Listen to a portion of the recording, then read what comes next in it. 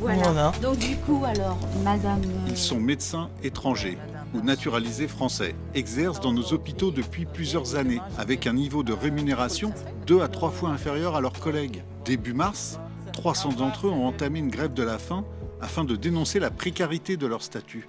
Ce sont les PADU, les praticiens à diplôme hors Union européenne. On est tous des médecins, on a tous fait des études de médecine. Et ici en France, on a vraiment besoin des médecins.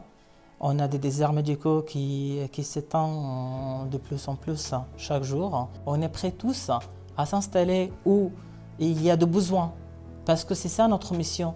Peu importe l'endroit qu'on a fait nos études, là on exerce tous sur le territoire. Je demande aujourd'hui, c'est reconnaître notre participation au système de santé, pas pour notre bien-être, mais pour le bien-être de la population. Pour Sobi, ancienne PADU, le concours aux épreuves de vérification des connaissances est un véritable parcours du combattant. C'est un concours, donc on est 1000 à concourir. Et même si on a des fois 14 de moyenne, on peut ne pas être pris parce qu'ils prennent que les 300 premiers.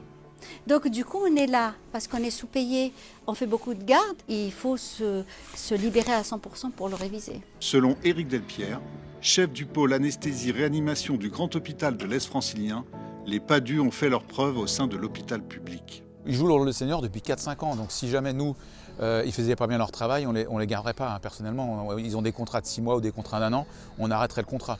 Donc ces gens-là, il faudrait qu'ils aient un système de VAP, les validations des acquis professionnels. Ils passent devant des commissions avec notre avis favorable, et c'est des gens qui devraient être, sans passer par un examen ou un concours, être validés uniquement sur leurs acquis. Ces professionnels de santé exigent aujourd'hui de bien meilleures conditions de travail face à un système de santé en pleine crise et bien loin des promesses du président Macron.